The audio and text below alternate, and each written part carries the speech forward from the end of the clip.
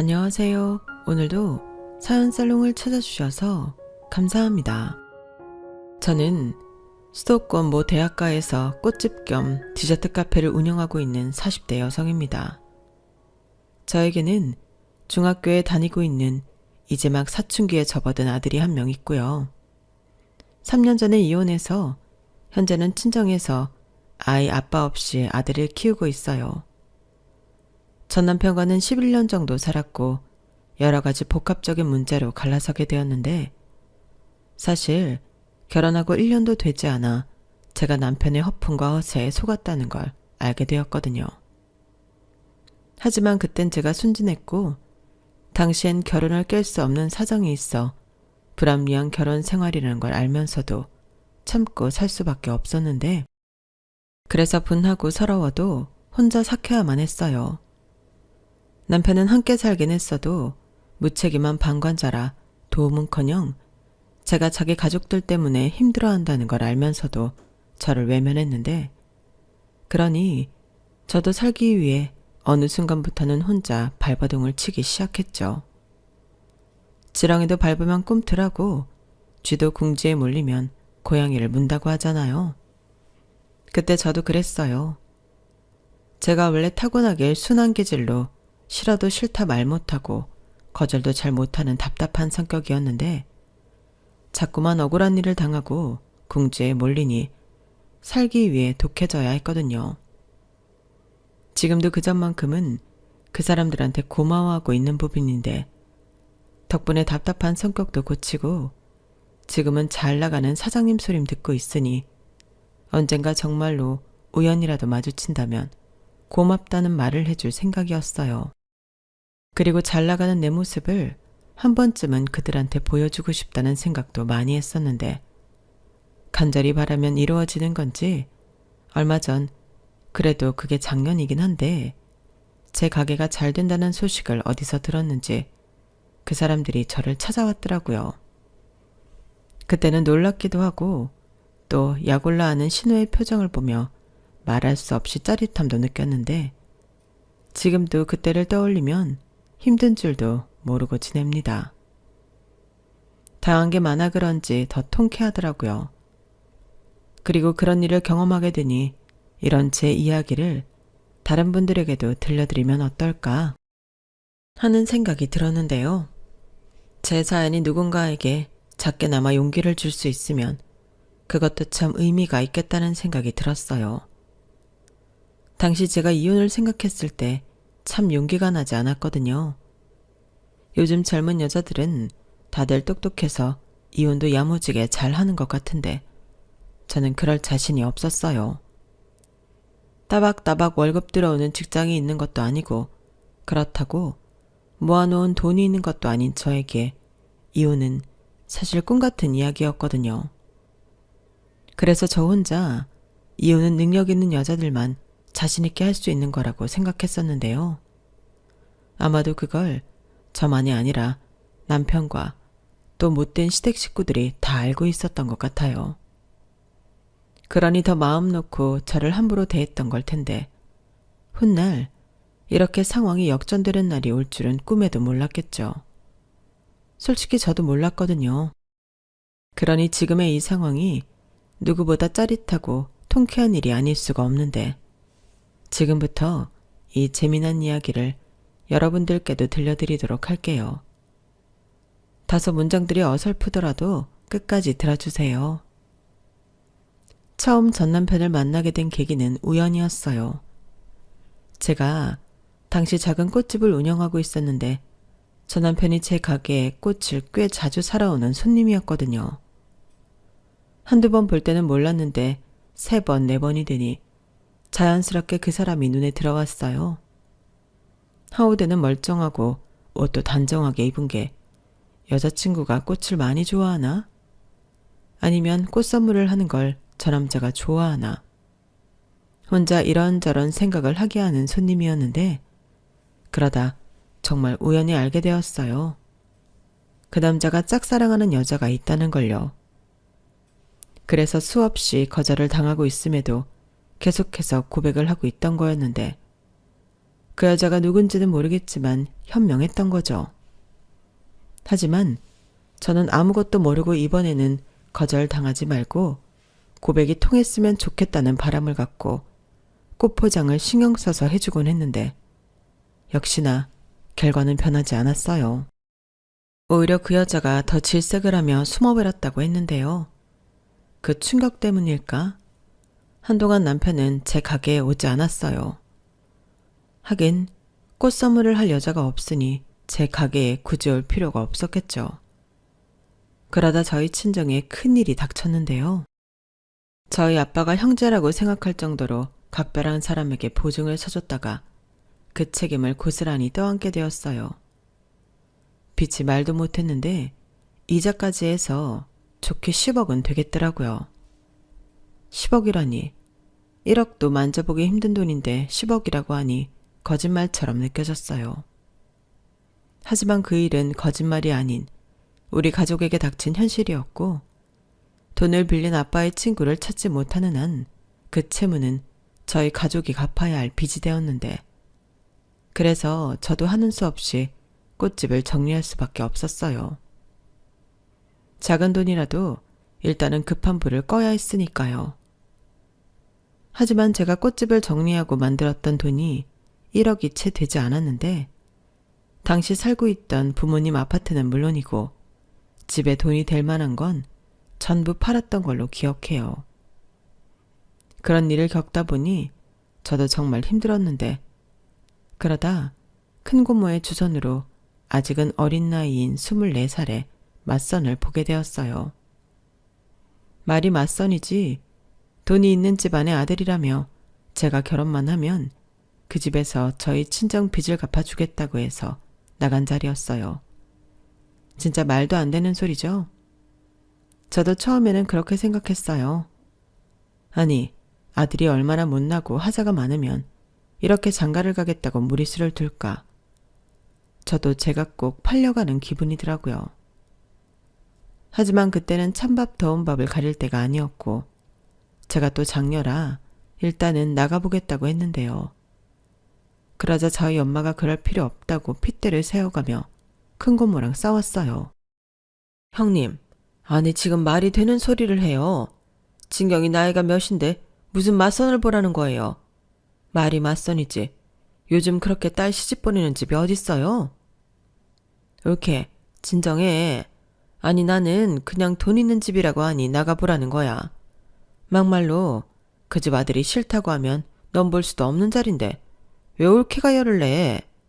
내가 아는 언니가 소개해준 자리니까 그렇지. 그런 자리가 뭐 쉽게 들어오는 줄 알아? 됐어요. 나는 형님 동생이랑 이혼했으면 했지. 우리 딸 그렇게 시집 보낼 생각 없으니까 괜한 소리 애한테 하지 마세요. 뭐? 이혼? 옳게 지금 내 동생 궁지에 몰렸다고 버리겠다는 거야? 아니, 막말로 내 동생이 진 빚도 아니잖아. 그냥 사람만 믿고 보증 한번 서줬다가 억울한 일 당한 건데. 그래서요. 아빠가 억울한 일 당했으니 우리 애더러 시집가서 몸값 받아오라고요? 옳게는 무슨 말을 해도 또 그렇게 천박하게 하니? 그리고 부모가 이런 상황이면 자식이 뭐든 해봐야지. 그럼 형님은 형님 딸한테도 그러실 수 있겠네요.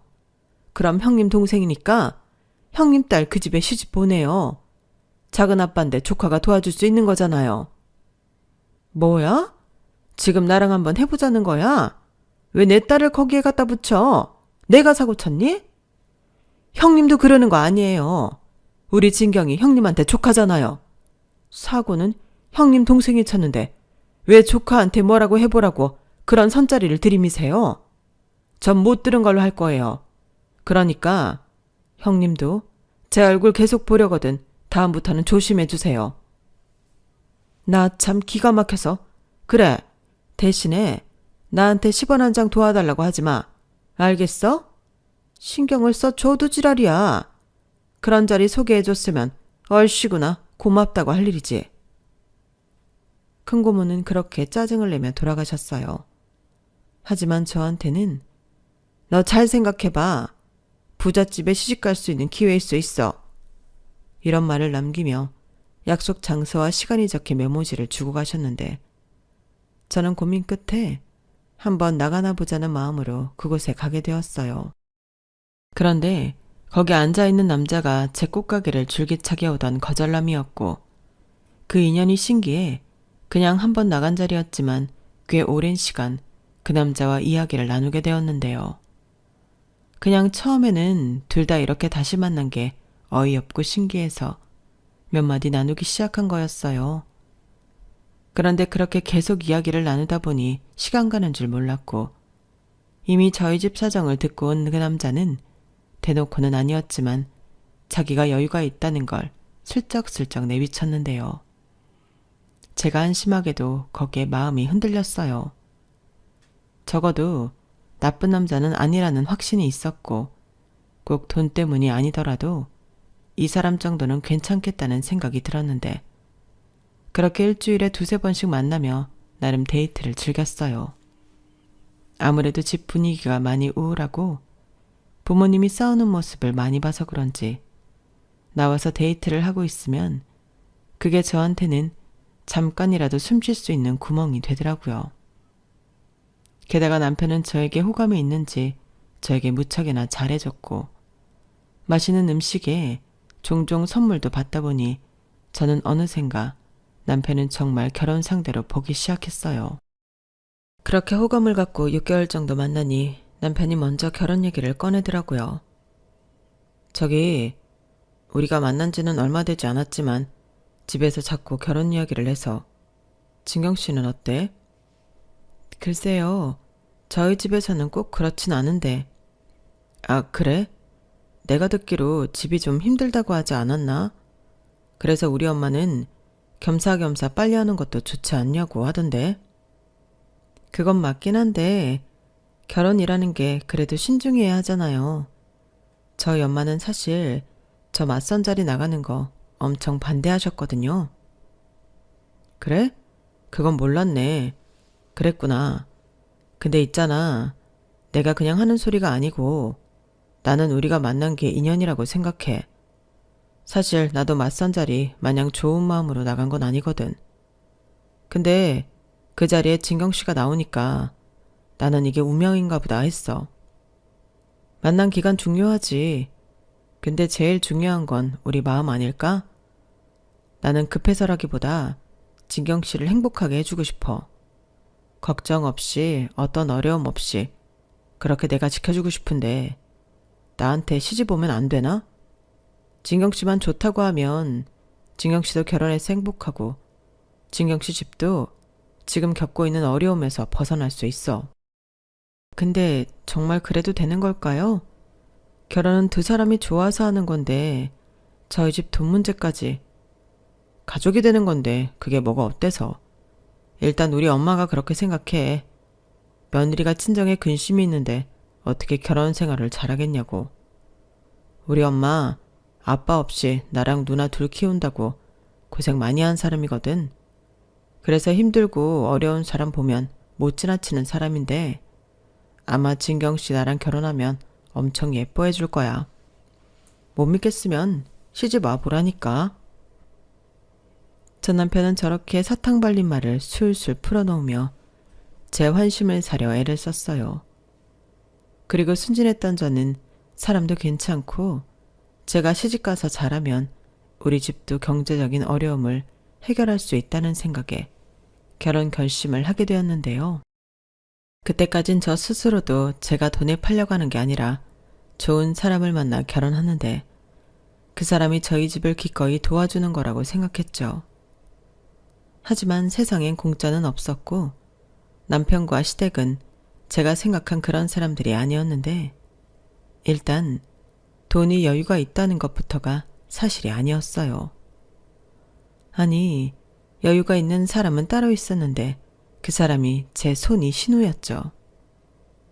신우는 교회에서 대형 베이커리 카페를 운영하고 있었는데 그게 나름 유명한지 돈을 많이 벌고 있었어요. 그리고 시어머니와 남편도 거기서 일을 하고 있었고 저희 남편은 그야말로 가장 허드렛 일을 하며 잔 10분의 꿀이나 다르지 않았는데 그래도 시어머니는 엄마라고 신우가 월급인지 용돈인지 잘 챙겨주는 것 같더라고요. 때 되면 명품 선물도 하고 친구들이랑 여행도 다녀오라며 돈도 두둑하게 챙겨주는 것 같았는데 그렇게 받은 돈을 저와 남편에게 주셨던 거예요. 그리고 저희 집 보증빚도 시어머니가 살고 있던 아파트를 팔아 해주셨는데 그건 남편만 알고 있었을 뿐 저와 신우는 까맣게 모르고 있었죠. 그러다 시어머니가 당신 아파트가 아닌 작은 원룸에 전세로 살고 있다는 사실을 알고 신우가 뒤집어졌는데 저도 그때 모든 사실을 알게 되었어요. 그게 결혼하고 1년이 안 되었을 때였는데 결과적으로 그런 돈인 줄도 모르고 그 돈이 저희 친정에 갔으니 저만 죄인이 되어버렸죠. 신우는 저를 아주 꽃뱀 보듯이 했고 남편과 시어머니는 어찌 되었든 자기들한테 제가 큰 도움을 받았으니 너는 무조건 자기들한테 충성해야 한다고 압박했는데 뭔가 덫에 걸린 기분이었어요. 한마디로 저는 결혼 전에도 또 결혼한 후에도 속은 건데 그런 건 상관없다는 듯 그 사람들은 참 뻔뻔하더군요. 그리고 이제 다 까발려졌기 때문에 속이 시원했는지 그때부터는 아주 편하게 저를 부려먹었는데요. 그때도 역시나 무기는 자기들이 대친정이 해준 돈이었어요. 싫으면 그 돈 토록 가지고 와. 이런 식으로 말을 하는데 제가 그 돈을 다시 가져올 수가 없잖아요. 게다가 싫든 좋든 그 돈 때문에 저희 집이 혼란해서 안정을 찾아갔는데 부모님은 저에게 미안한 감정이 있었겠지만 더 이상 독촉전화에 시달리지 않고 돈 걱정 없이 마음 편하게 살 수 있어서 얼굴이 많이 편해지셨더라고요. 그래서 속은 건 분하지만 어쩔 수 없다고 생각하며 현실을 그냥 받아들이기로 했는데요. 여기에 한술 더 떠 손이 시누이는 아주 저를 못 잡아먹어 안달이었어요. 제가 작정을 하고 돈을 뜯으러 남편과 결혼했다고 대놓고 떠들고 다니더라고요. 그때 당시 제 성격은 하고 싶은 말도 제대로 하지 못했는데 그 때문인지 신우는 아주 신이 나서 저한테 함부로 했어요. 가게가 저희 집이랑 차로 1시간이 넘게 걸리는데 아침이면 저에게 가게로 와서 청소를 하라고 그렇게 들들 볶더라고요. 물론 가서 하는 건 어려운 일이 아니었는데 문제는 그 말투가 너무 짜증스러워서 가기가 싫었어요. 하지만 저에게 거부할 수 있는 용기와 방법은 없었고 그렇기 때문에 남편한테만 싫은 내색을 하는 것이 고작이었는데 결혼 전에는 자기만 믿으라고 하던 남편은 결혼하고 나서는 거꾸로 저를 이용해 지 마음 편하고 몸뚱이 편한 것에만 집중했어요. 그래도 우리 누나 때문에 우리가 먹고 사는 거잖아. 가서 잘 보이면 두고두고 좋지. 가족인데 잘릴 걱정도 없고. 혹시 알아? 우리 누나가 2호점 내서 그거 나한테 하라고 할지. 그럼 우리도 우리 누나처럼 동방석에 앉는 건 식은 죽 먹기야. 답답하다. 형님이 그럴 사람이야? 그리고 그런다고 한들 자기도 뭔가 할 줄은 알아야지.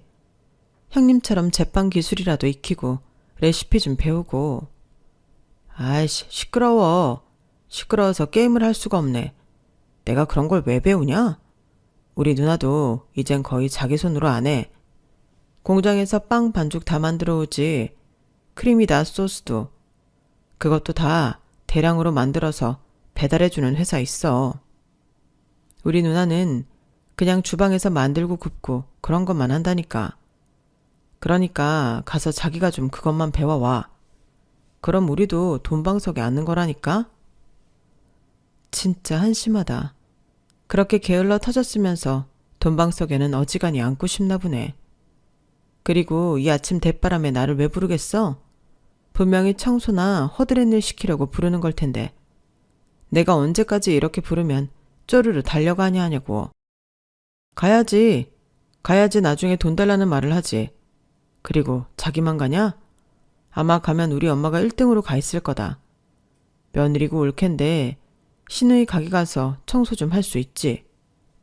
자기 잊었나 본데 우리 엄마가 처갓집에 해준 돈 그거 다 우리 누나 주머니에서 나온 거야. 저는 남편이 저런 말을 할 때마다 속이 터지는 것 같았어요. 하지만 저 말까지 들었을 때는 저도 할 말이 없어 아무 말도 못했는데 두 주먹만 부르르 떨 뿐이었죠. 너무 분했으니까요. 그렇게 본전도 못 찾고 신우이 가게에 가서 일을 하고 오면 하루가 어떻게 가는 줄도 모르게 쭉 노동의 연속이었는데요. 그렇게 일주일에 5일을 지내다 보니 저도 체력에 한계가 왔어요. 남편은 돼지처럼 살만 찌고 있는데 저는 결혼하고 15kg 넘게 빠졌더라고요. 아니, 이런 일을 연세도 많은 시어머니는 어떻게 하고 계시는 건지 그야말로 미스테리였는데 그렇게 한 2년을 살았을까요? 아무리 돈 때문에 매여있는 몸이라고 해도 이건 아니다 싶은 순간이 왔어요. 저희가 달리 월급이라는 게 없었거든요. 월급이라는 게 있어야 한 달 계획도 세우고 생활이 안정적인 건데 카드값은 시어머니가 내주시고 딱히 생활비라고 고정된 돈도 없이 현금은 필요하면 타 쓰고 나머지는 가족 카드를 쓰는데 그게 참 저는 불편하더군요. 남편은 카드만 쓰면 되는데 뭐가 불편하냐? 심지어 카드값도 자기 엄마가 내주니 걱정도 없어 좋지 않냐고 하는데 저희 시어머니가 카드 내역서를 아주 꼼꼼히 체크하는 분이셨어요. 아마 자기도 사장인 딸한테 돈을 받아 쓰는 입장이라 더 예민하게 구는 것 같았는데 그러니 제 화장품 하나, 옷 한 벌 사는 것도 그렇게 눈치가 보이더라고요. 그래서 한 번은 그냥 내가 직장을 다니겠다 얘기를 했는데 집안이 발칵 뒤집어졌어요. 뭐? 일을 하겠다고? 아니 지금 우리 가게도 바빠 죽겠는데 무슨 일을 해? 엄마, 며느리 교육을 어떻게 시키는 거야? 아우, 너는 또 왜 나한테 지랄이야? 얘 아가, 너 왜 그러는 건데? 뭐가 아쉬워서 일을 하겠다는 거야? 그게요, 월급을 받기라도 하면 괜찮은데 저희가 생활비도 없이 이렇게 사는 게 불안해서 그래요. 월급? 나 참 기가 막힌다. 가족끼리 돕고 사는 거지 무슨 월급이야. 그리고 내가 알기로 올케 우리 엄마가 만들어준 가족카드 쓴다며. 그건 카드잖아요. 그리고 그 카드 제가 쓰는 거 아니고 형님 동생이 써요. 그리고 매번 필요할 때마다 돈 달라고 하는 것도 그렇고 제가 여기서 일을 하는데 돈 받을 때마다 눈치 보는 건 아니잖아요. 진짜 어이없다. 이래서 머리 검은 짐승은 거두는 게 아니야. 올케 친정에 들어간 돈 벌써 잊었어? 그럼 올케는 그 돈 갚는다고 생각하고 더 열심히 일해야지. 뭐? 여기서 일하는데 왜 돈 받을 때마다 눈치를 보냐고? 나랑 장난해? 그럼 네가 눈치를 봐야지. 마음 편하게 살면 그게 사람이냐? 형님, 말 함부로 하지 마세요. 네가 지금 나 성질 돋우고 있잖아. 좌우간 딴 생각하기만 해. 사람이 말이야, 양심 있어야지. 그나마 가족이라 여기까지 하는 줄만 알아.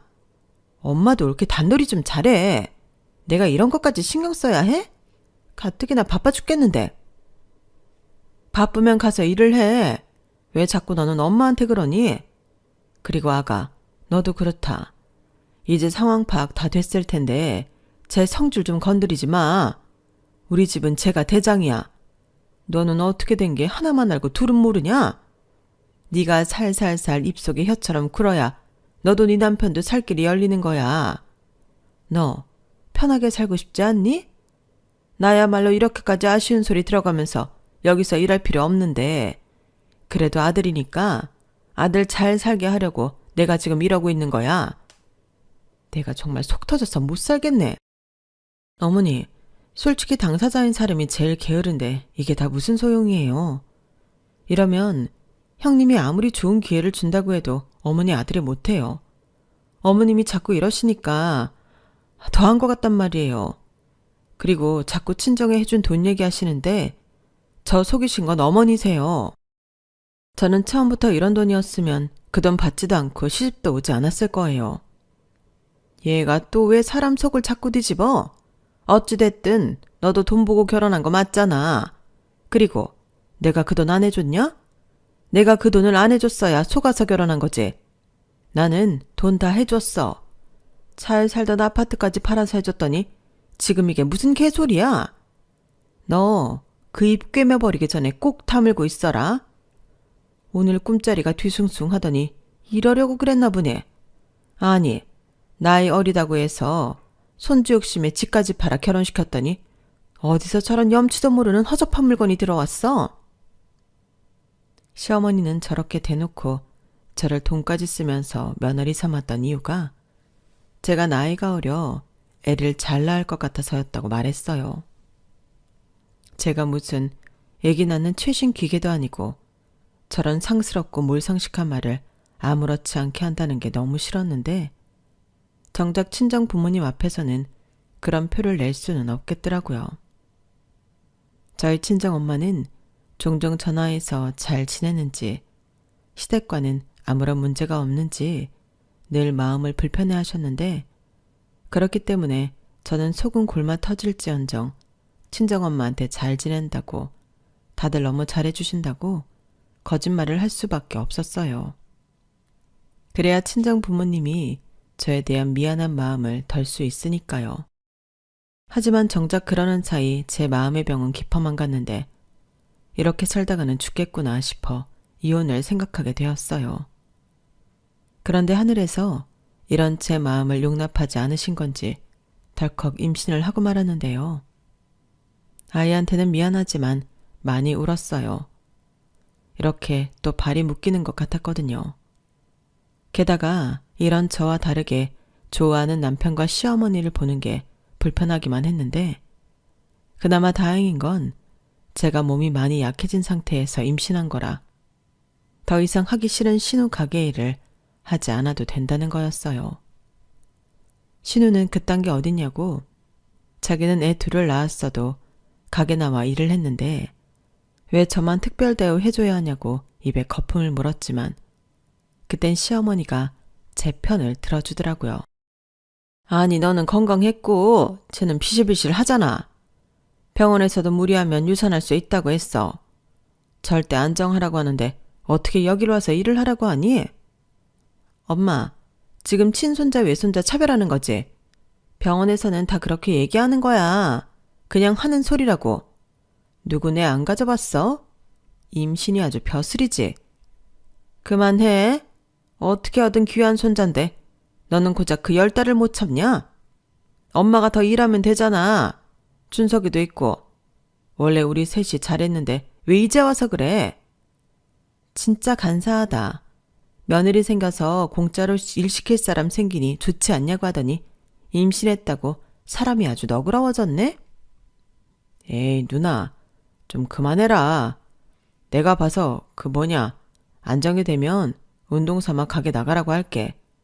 지금은 진짜 아니야. 입덧한다고 하루 종일 토하는데 여기 와서 그러라고? 누나는 그랬으면 좋겠어. 그렇게 시어머니와 남편이 저를 감싸서 그 가게 일을 안 하게 되었는데 솔직히 그 소리를 옆에서 다 듣고 있던 저는 고맙지도 않았네요. 특히 남편 말에는 성질이 나서 참을 수가 없었어요. 운동 삼아서 가게를 나가라고 하겠다니. 저게 남편이 또 애기 아빠가 할 소리인가요? 이런 말 정말 하기 싫고 제 얼굴에 침 뱉는 거 알지만 저는 그때부터 다 포기하고 살았어요. 무언가 변할 수 있다는 희망이라는 게 전혀 보이지 않았거든요. 거기에 임신까지 했으니 이혼을 하더라도 혼자 나가 살 자신도 없었는데요. 그러니 그냥 될 대로 되라. 딱 그런 심정이 되어버렸죠. 그래도 그나마 다행인 건 싫어 죽겠는 신우 가게에 나가 일을 하지 않아도 된다는 건데 그 10달도 금방이었어요. 중간에 신우가 이제 안정기도 됐으니 당장 가게로 튀어나오라고 생떼를 부리긴 했어도 깔끔하게 무시했는데 그렇게 10달을 보내고 저는 건강한 아들을 낳았죠. 그러자 시어머니가 장손이라며 엄청 기뻐하셨는데요. 처음으로 저에게 수고했다, 고맙다, 네가 큰일을 해줬다 라며 칭찬을 해주시더군요. 남편도 아이를 낳고 직후에는 아빠가 되었다는 책임감에 정신을 차리는 것처럼 보였어요. 저더러 자기는 이제 새로 태어났다면서 아들에게 부끄러운 아빠가 되지 않을 거라고도 했는데 제가 단순한 건지 그때는 그게 희망이라고 여기며 마음을 다잡았어요. 저 역시 엄마가 되고 보니 욕심이 생겼거든요. 그래서 그때부터는 싫은 내색 하나 없이 신우 가게에 가서 일을 했고 전에는 하기 싫어서 시키는 일만 했다면 그때부터는 제가 알아서 일을 하며 배울 수 있는 건 어깨너머로 배우고 익혔는데 그러자 신우는 이제야 제가 정신을 차렸다며 더 편하게 일을 시켜 먹었어요. 나중엔 가게 일도 거진 전부 저에게 맡기고 자기는 쉬는 날도 많아졌죠. 솔직히 쉬는 건지 바람이 났는지는 알 수 없는데요. 아무튼 그게 제가 아이를 낳고 한 7, 8년이 된 후였는데 시어머니도 제가 가게 일을 많이 하게 된 것에 뿌듯해 하시는 것 같았어요. 시어머니는 신우한테는 비밀이었지만 내심 이 가게를 자기 아들이 넘겨받길 바라셨거든요. 그러니 제가 가게 일에 전반적으로 개입하고 돌아가는 추세를 알고 있다는 것이 안심이 되는 것 같았는데 역시나 문제는 남편이었어요. 아들이 태어나고 정신을 차렸나 보다 했던 남편은 그 약발이 몇 달이 가지 않았거든요. 그리고 시어머니는 그런 아들한테도 뭐라고 하지 않았는데 아무래도 남편이 저 모양인 건 시어머니 영향이 컸던 것 같더라고요. 그래놓고 결혼했으면 제 몫이라고 저더러 자기 아들을 고쳐보라고 하는데 그게 말이 되는 소린가요? 막말로 엄마 말도 안 듣는 사람이 마누라 말을 듣겠냐고요. 그건 그저 저희 둘 보고 피 터지게 싸우라는 말과 같은 말이었어요. 그래서 어느 순간부터 저도 남편을 포기하게 되었는데 누가 그랬잖아요. 포기하면 편하다고요. 그 말은 정말이었어요. 그냥 기대를 하지 않으니 화도 나지 않더라고요. 하지만 그렇다고 문제가 아주 없던 건 아니었는데요. 제가 신우 대신 모든 일을 맡아서 하다 보니 직원들이 저를 마치 사장처럼 따랐었거든요. 그런데 그걸 신우가 오랜만에 가게에 왔다가 보게 되었고 기분이 나빴는지 저더러 사장 행세를 한다며 뭐라고 하기 시작했어요. 그런데 원래도 못돼 처먹은 성격이라 무시하려고 해도 그날은 그럴 수가 없었는데 아주 제 자존심을 묵살하려고 하더군요. 그래서 그날은 저도 참지 않았어요. 그러자 신우가 더 열이 받은 것 같았는데 제가 자기 가게를 뺏으려고 사기를 계획하고 있다며 망상에 가까운 헛소리를 하더라고요. 너 처음부터 우리 집 돈 보고 시집 왔잖아. 내 말이 틀려? 아니라고요. 저도 속아서 결혼한 거라고요. 웃겨? 누가 그 말을 믿어준대? 야, 너도 정말 염치 좀 갖고 살아라. 시집 오자마자 그 큰 돈을 친정에 턱 하고 갖다 줬으면 죽었다 생각하고 식모처럼 살아야지. 어디서 니까짓게 내 가게를 넘봐?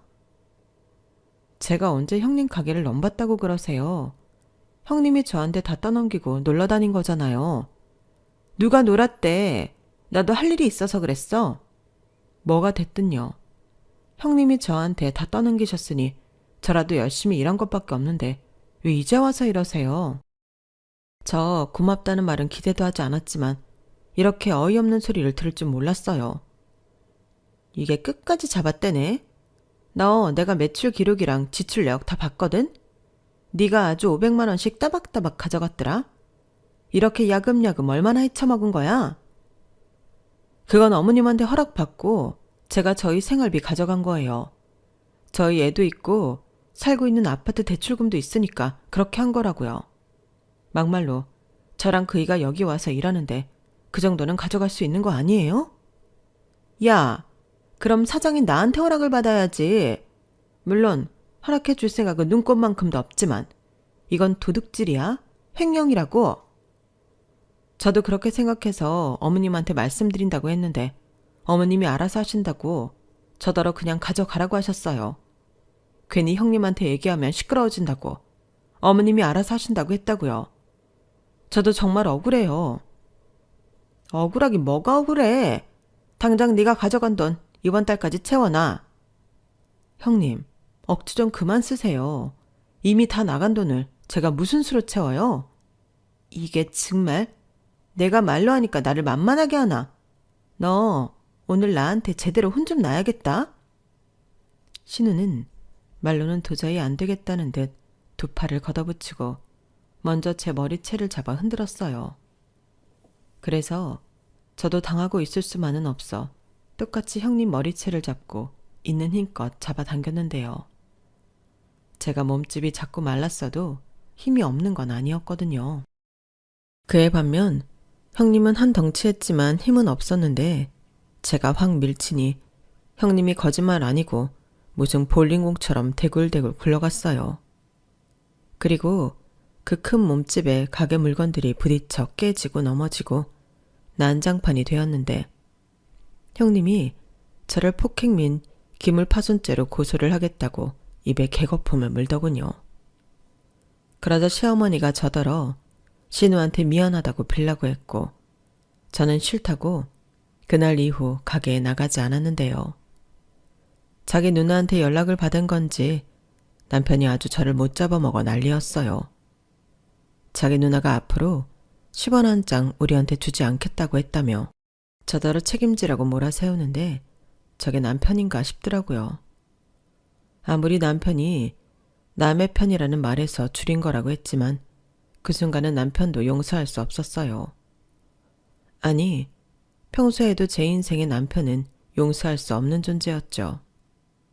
그래서 똥인지 된장인지 구별도 못하는 이 인간과는 더는 못 살겠다고 판단해서 이혼하겠다고 말했는데요. 그 순간에도 남편은 그걸 제가 홧김에한 소리로 여겼는지 아이고, 이혼? 그래, 네 맘대로 해라. 아주 네 맘대로 재산 분할도 하고 다 해.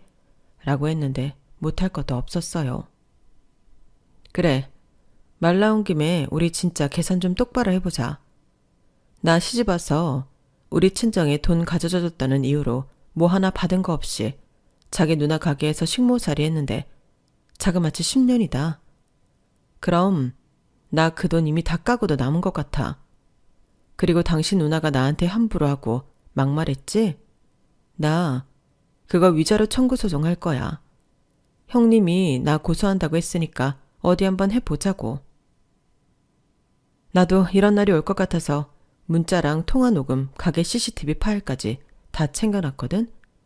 그런데 당신은 반감만 했지? 반감도 이혼 사유야. 다 알면서도 모른 척 했잖아. 이참에 어디 누구에게나 제대로 붙어보자. 제가 이렇게 속사포처럼 말을 하니 남편이 놀란 얼굴이더라고요. 그러고는 아니 성격이 왜 이렇게 변했냐며 저를 이상한 사람 취급을 했는데 그러라고 했어요. 어차피 이혼하면 남인데 제가 그 인간한테 잘 보여야 할 이유는 없잖아요. 그리고 실제로 법원에 가서 이혼 서류도 가져오고 합의이혼할 건지 소송을 할 건지 제가 물었는데 그제야 남편이 심각성을 깨달은 듯 보였어요. 그리고는 자기 엄마랑 누나한테 찌질하게 SOS를 치더라고요. 그러자 총알처럼 그 두 사람이 저희 집으로 왔는데 신우가 먼저 저에게 다짜고짜 소리를 치더라고요. 제가 제 발이 저려서 내빼려고 수작을 부리는 거라고 개소리를 짓거렸어요. 진짜 지랄생 쇼를 하고 자빠졌네. 네가 이혼하겠다고 하면 우리가 발발거릴 줄 알았냐? 진짜 생긴 거랑 다르게 가지가지 한다. 아우 승우 엄마야, 꼭 이렇게 일을 키워야겠냐? 그냥 네가 잘못했다고 사과 한번 하면 될 일을. 제가 왜요? 제가 뭘 잘못했다고 사과를 해요? 더는 이렇게 안 살 거예요. 그래, 살지 마. 누가 살라고 매달렸냐? 야, 그냥 이혼해. 엄마도 더는 얘 붙잡지 마. 그리고 너 우리 엄마한테 받은 거 토해라. 싫어요. 저 그만큼, 아니 그 이상 형님 가게에서 일했고 제대로 월급도 못 받았으니까 그걸로 퉁칠 거예요. 뭐? 누구 마음대로? 싫으면 법으로 하시든가요. 저는 증거 다 있거든요. 이렇게 된 거 우리 제대로 따져봐요. 저는 그럼 속아서 결혼한 것부터 까볼 테니까. 너 처음부터 이럴 작정이었지? 엄마, 이것 봐봐. 얘가 우리 뒤통수 칠 거라고 내가 말했지? 너 정말 이럴 거니? 아니, 내가 어떻게 우리한테 이럴 수가 있어. 그때 니네 집 그 돈 아니었으면 풍비박산 나기 일보 직전이었잖아. 그래서 그걸 미끼로 저를 10년 넘게 붙들어 놓고 부려 먹었잖아요. 저 승우 안 나왔으면 그때 이미 이 집 며느리 안 했어요. 엄마, 누나, 저 사람 지금 완전히 돌았어. 어떻게 좀 해보라고. 됐어. 하긴 뭐래. 너 그냥 이혼해. 너 안 잡을 테니까 당장 짐 싸서 나가. 네 잘난 애도 데리고 가라. 야, 그게 무슨 소리야. 왜 우리 손자를 데리고 가? 아니다. 너만 나가. 엄마, 이 와중에 친손주를 챙기겠다는 거야? 그럼 그 애는 누가 키울 건데? 엄마가 키울 거야? 아니면 사람 구실도 제대로 못하는 저 자식이 키울 거야? 욕심을 낼 걸 내. 그래도 어떻게 내 핏줄을 포기하니?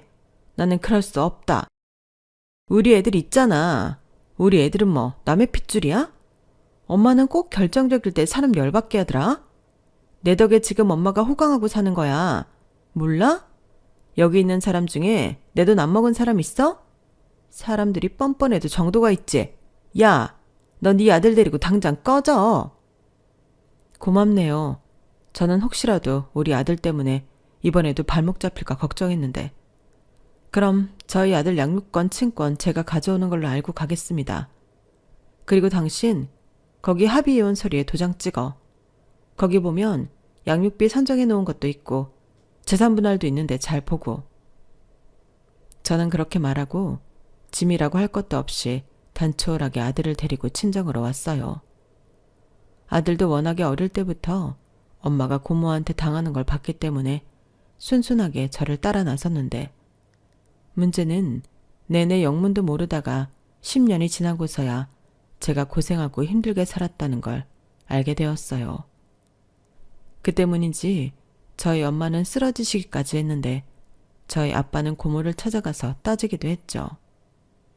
하지만 고모는 이제 와서 왜 그러냐고, 자기 덕에 사돈한테 돈 받아 지금 그렇게 사는 거 아니냐고 대판하신 모양이었고, 그렇게 저희 아빠는 당신의 누나인 고모와 절연을 하시겠다고 했는데 저는 솔직히 고모를 원망하진 않았어요.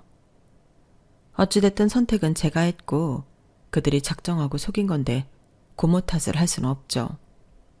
그리고 어차피 저들도 제가 요구한 이혼을 거부할 것 같지도 않았는데 저는 그냥 친정 빚 갚고 10년 만에 집에 돌아온 셈 치려 했어요. 하지만 남편은 무슨 미련인지 민기적거렸고 금 8개월 정도를 질질 끌었는데 제 마음이 달라질 리가 없고 자기 누나도 완강하니 어쩔 수 없다는 듯 나중엔 도장을 찍더라고요. 그때 제가 지금 도장 찍어주면 양육비도 안 받겠다고 했는데 그러자 그게 솔깃하긴 했는지 남편이 도장을 냉큼 찍었어요. 사실 양육비를 달라고 해도 이 인간 제때 줄 거라는 믿음 따윈 없었던 터라 솔직히 이러든 저러든 저는 상관이 없었는데 그렇게 꼬박 11년 만에 결혼 생활을 청산할 수 있었죠. 남들은 이혼할 때 아주 진흙탕 싸움을 한다고 하던데 그들은 저를 무시했기에 순순하게 이혼을 받아들였어요. 그리고 저는 몇 달은 친정에서 힘들었던 몸과 마음을 추슬렀고 많이 늦었지만 취업을 하기 위해 노력을 시작했는데요. 이걸 보고 천운이라고 하는 건지 저희 집을 발칵 뒤집어 놓았던 문제의 아빠 친구가 저희 집을 찾아오셨어요. 행색을 보니 그동안 정말 고생을 많이 한 것 같았는데 자기는 죄책감 때문에 한시도 편하게 살지 못했다고 하더라고요. 솔직히 그 말을 듣는데 저와 엄마는 그 아저씨가 용서가 되지 않았는데요. 저희 아빠는 눈물을 흘리며 무슨 사정이 있었겠지 생각하셨답니다. 그때까지 몰랐는데 어릴 때부터 그 친구분이 저희 아빠를 물심양면으로 도왔다고 하더라고요. 그리고 그 아저씨는 지금이라도 자기 대신 고생한 저희 가족에게 빚을 갚고 싶다며 가슴에 품고 온 큰 쇼핑백 하나를 내밀었는데 그게 열어보니 다 현금이었어요. 자기가 통장을 만들 수 없어 이렇게 모았다고 하셨는데 그걸 나중에 은행에 가서 세어보니 20억 가까이 되는 돈이라고 하더라고요. 그러자 아빠가 이걸 다 받을 수는 없다며 반은 돌려주겠다고 하셨는데 친구분은 아니라며 이자까지 친 거라고 받으라고 했고 자기는 이번에 외국에 나가 다시 인생을 살아볼 생각이라며 잘 지내라고 하셨는데 이걸 고맙다고 해야 하는 건지 저는 어안이 벙벙했어요. 하지만 저희 아빠의 무거웠던 마음이 풀렸으니 그것만은 감사하다 생각했는데 아빠가 그 돈을 전부 저에게 주시더라고요. 아빠, 이걸 왜 나한테 줘? 너한테 줘야지. 네가 아빠 때문에 그 고생을 10년 넘게 했는데. 아빠가 늦었지만 정말 미안해. 아빠도 참, 다 지난 일인데 뭘 그래. 그리고 이 돈은 못 받아요. 엄마 아빠는 고생 안 했나 뭐. 엄마 아빠는 너에 비하면 편하게 살았지. 딸이 그런 모진 시간을 견디고 있는 줄도 모르고. 그래. 엄마는 진짜 지난 10년을 생각하면 오장육부가 다 뒤틀리는 기분이야. 그러니까 너 이거 가지고 지금이라도 하고 싶은 거 있으면 하고 살아. 너는 그럴 자격이 충분해. 엄마, 그래도 이렇게 많은 돈을. 네가 지나온 시간들을 어떻게 돈으로 환산하겠니? 이 돈도 부족하지. 아휴, 그래도 이렇게라도 돼서 얼마나 다행이니. 엄마는 이제야 숨통이 조금 트이는 것 같다. 그렇게 친정 부모님은 저더러 그 많은 돈을 알아서 쓰라고 주셨어요. 그리고 차마 그 돈을 저 혼자 다 쓸 수는 없어 친정 부모님과 함께 살 2층 집을 마련하고 제 가게를 다시 차릴 생각이었는데요. 저는 여전히 꽃을 사랑했고 다시 기회가 있다면 꽃집을 하고 싶었거든요. 그러다 가게 자리를 물색하던 중 지금의 대학가 근처 매장을 소개받게 되었는데 거기가 처음부터 규모가 꽤 있는 카페였어요. 그걸 본 순간 떠올랐죠. 플라워 앤 디저트 카페를 해봐야겠다고요. 어깨 넘어 배운 기술이긴 하지만 케이크와 파이 그리고 타르트 정도는 손으로 예쁘고 맛있게 만들 수 있었거든요. 그리하여 저는 가게를 오픈하기 전 제과제빵 자격증을 따기 위해 공부를 하기 시작했어요. 그리고 그 사이에도 저만의 레시피를 만들기 위해 연구에 연구를 거듭했는데 참 그 기간도 행복했어요. 저희 엄마는 그렇게 신우한테 당하고도 카페를 하고 싶냐고 저를 말리기도 했지만 그건 그거고 제가 하고 싶어 하는 거라고 하니 그 뒤로는 아무 말씀도 하지 않고 도움이 필요하면 말하라고 하시더라고요. 그렇게 저는 공부하고 또 레시피 연구하며 제가 살아있다는 기분에 취해 저만의 가게를 차리기 위해 오랜 시간 공을 들였는데요.